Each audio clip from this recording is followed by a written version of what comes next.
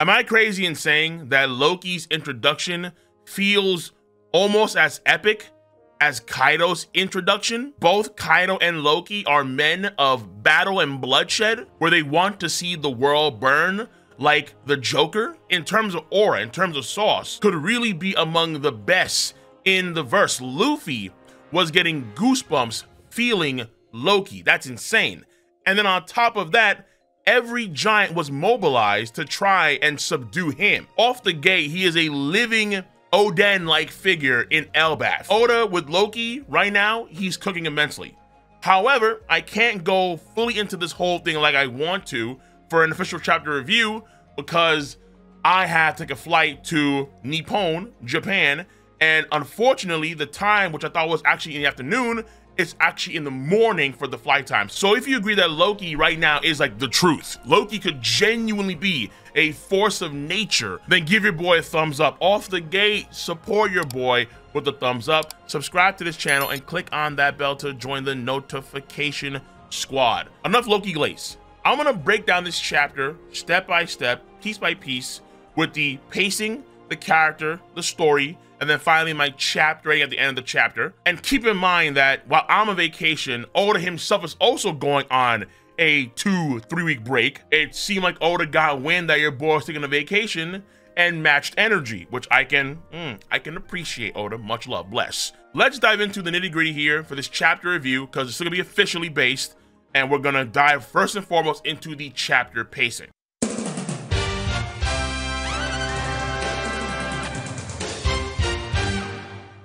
So the pace of this chapter is overall pretty good, actually very good, where you have 4 main parts for this chapter. We start off with the crew, not Luffy's company, but Robin and Frankie's company, back on Dorian Brogy's ship. There was a lot of fear that we wouldn't see them for a long period of time, but no, Oda got to it, and he got to it relatively quickly. So Oda, bless you for that. That's number 1. Number 2 is then we cut back over to Luffy's strike camp. They run into Gerd and Goldberg, members of the new giant pirate crew under Hydruden. And then Luffy separates from that party, and now we have the party split into 3 camps. After that, we cut back to the Straw Hats on the Dorian Brogy pirate ship with some details that are going around the world. And then number 4 is that we cut back over to Luffy, who has just met Loki. A lot of times in One Piece pacing, Oda will have like each page be its own section, and Oda's average, I would say, is more around a 6 or a 7. So how I see it is that when it comes to pace for One Piece, the less parts there are, for the most part, the better the chapter is. And this chapter is no exception to that rule. So when it comes to pace for this chapter, very good.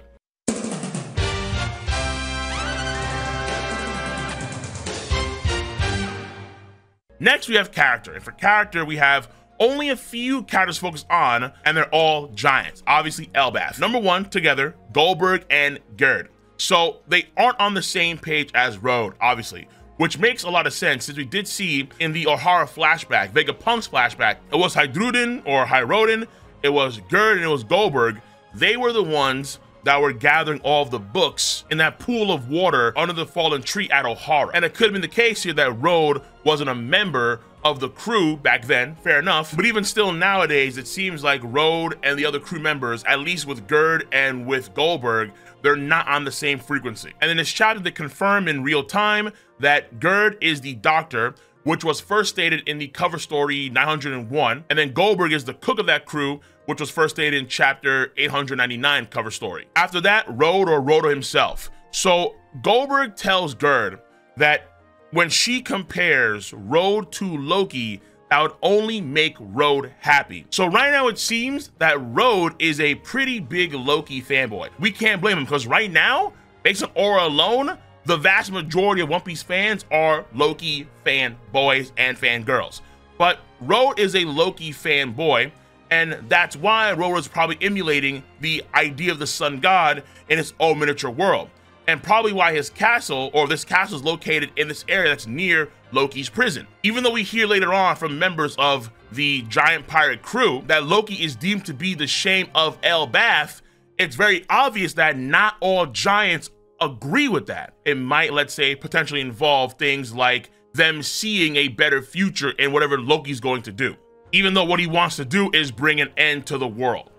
Also, it's restated that Road is the navigator of the new giant pirate crew, and that was first stated in the cover story 898.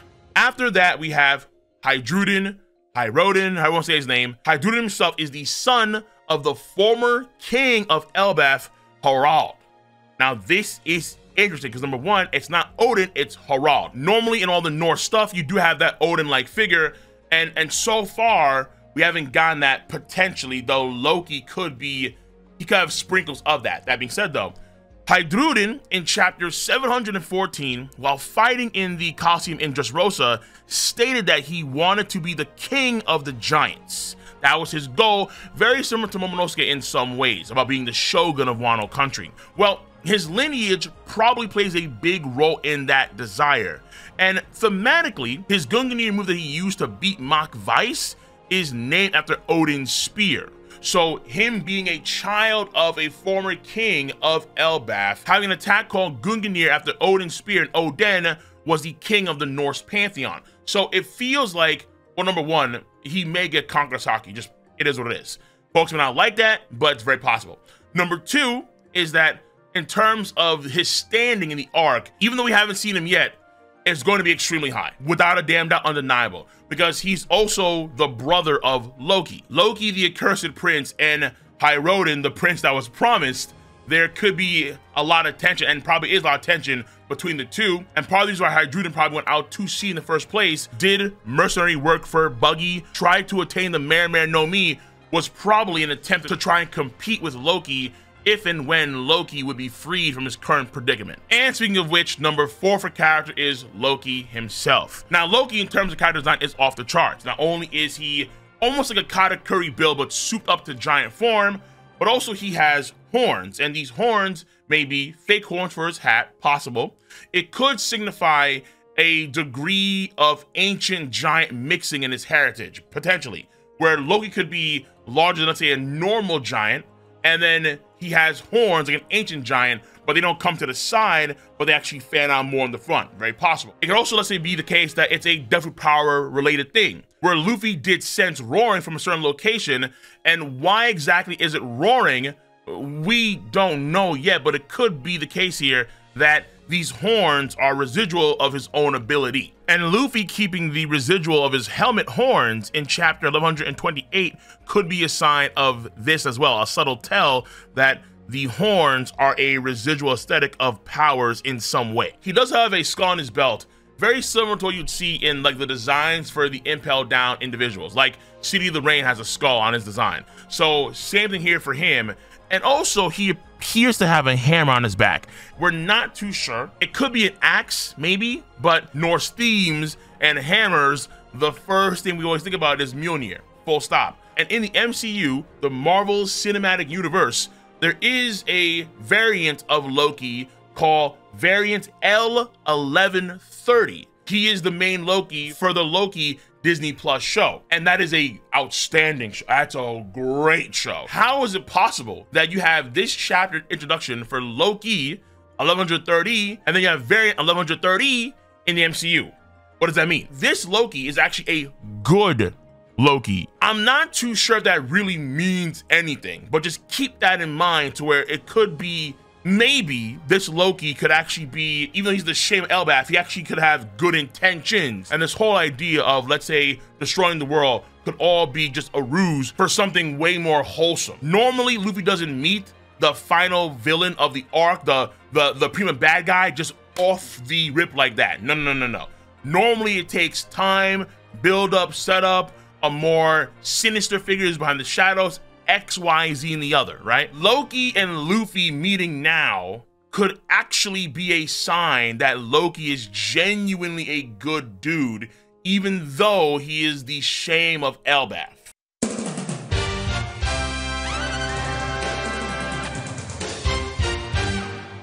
And then finally, we have the story progression components for this chapter. And overall, this chapter is a setup chapter, though we do start off with Yamato failing her mission off the gate. So who stole this sword? And these kidnappings that are happening throughout Wano country could be related in some way, very possible. Now, we do start by seeing the other strats. We do see Frankie and company, and essentially they were trying to look for Luffy and his part of the crew for a while, but they couldn't find them. So they decided to have full faith in Luffy and company to be somewhere on ELBAF, and they're going to go back. After that, we cut over to Luffy's company, and we get a sense of the scale immediately. Massive, huge. There's a quote-unquote small tree next to them that you can say is like comparable to some sort of redwood tree, and the tree is like every other tree in the area. It's a huge area. When you see these wolves that are under the bridge, it reminded me of a quote that was said in chapter 1111, where Dory and Brogy, when they see the elders remind them of creatures of ELBAF. The scale of the environment is so big, Toriko class, that it's actually making Nami dizzy just seeing what's going on. And there is a huge rope that leads from the castle that's nearby where Loki's being imprisoned all the way up to a higher area of ELBAF. On that bridge, of course, we have Gerd and we have Goldberg and also an owl called Piper. I wonder if that means anything, because an owl has a connection to a goddess in Norse mythology. So just how Rhodes Crow means something, as does the owl Piper that's on Gerd's arm. Now after that, Luffy does sense Loki, probably using the voice of all things. That's my guess here. And then so he leaves to check it out. So now the track crew are divided even further. After that, we have a huge bounty increase for Dory and Brogy, the red ogre and the blue ogre of the giant pirate crew, where they have gone up from 100 million to 1.8 billion.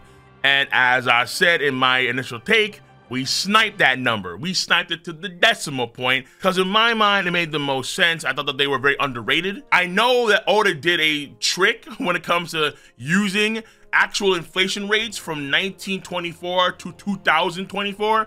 That's pretty cool there. I don't know if that's going to apply to every bounty. Like, for example, should Goldie Rogers bounty be actually 6 billion given the rate of inflation? The global monetary system has its own inflation. Like really? We're taking it that far? Honestly? You know?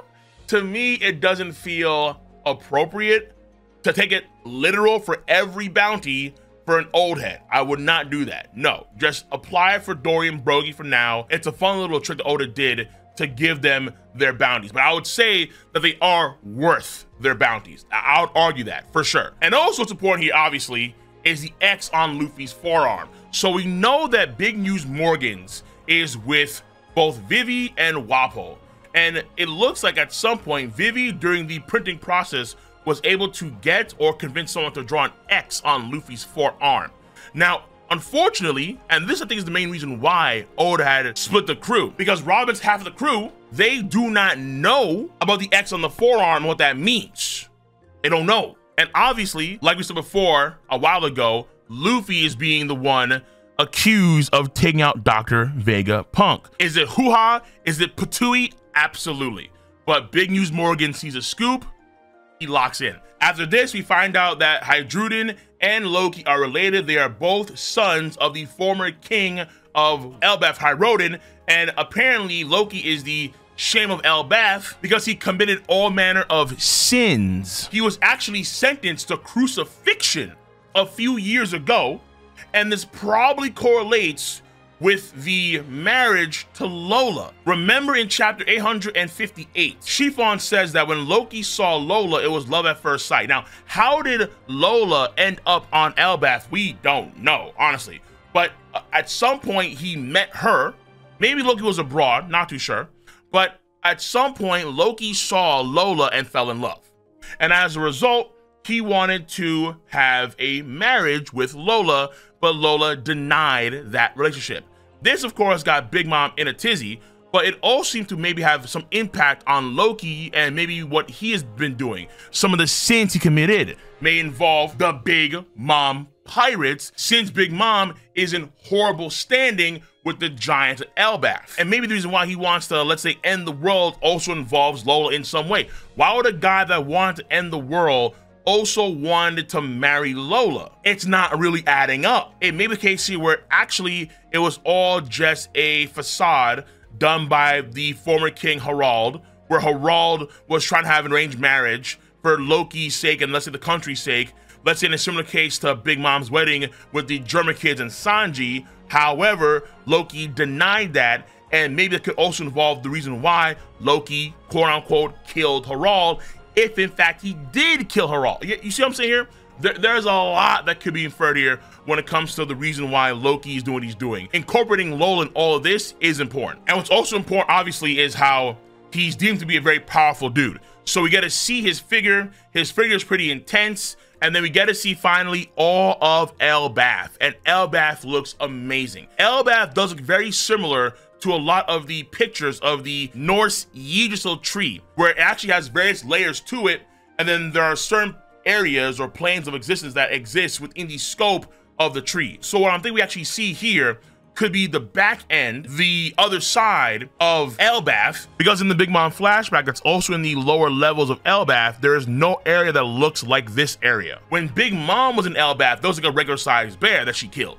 But we're seeing like Titan sized wolves, and this area could, let's say, be their version of Helheim, which is why Loki will be imprisoned in Helheim. Remember, ELBAF is deemed to be the mightiest nation in the world. In terms of location and location alone, they are living up to that, make no mistake. And this tree, we don't see the actual tippy top of it. That's how large it is. And if this tree is the Adam tree, the very tree that makes up the wood of the Sun Ego, then it could also be a sense of scale for the Sunlight Tree Eve. The Adam tree and the Eve tree are, as far as we know, the two most important trees in the world of One Piece. And the Sunlight Tree Eve, its roots go all the way down to Fishman Island. They're the reason why they have sunlight.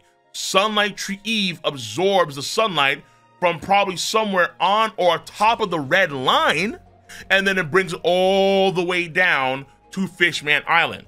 So what if the scale we're seeing here is a comparable scale for the Sunlight Tree Eve, but it's for the Adam Tree Yggdrasil, okay? So it would be going all the way from Fishman Island to, boom, the top of the red line. Yeah, now I'm getting my Toriko vibes here. This makes me feel real damn good. But that's just the theory. That's just the take.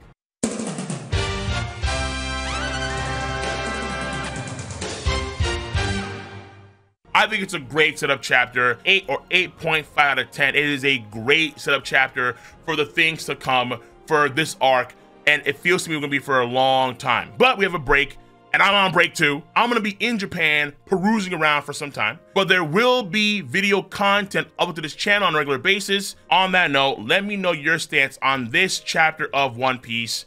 I think it's phenomenal, for damn sure.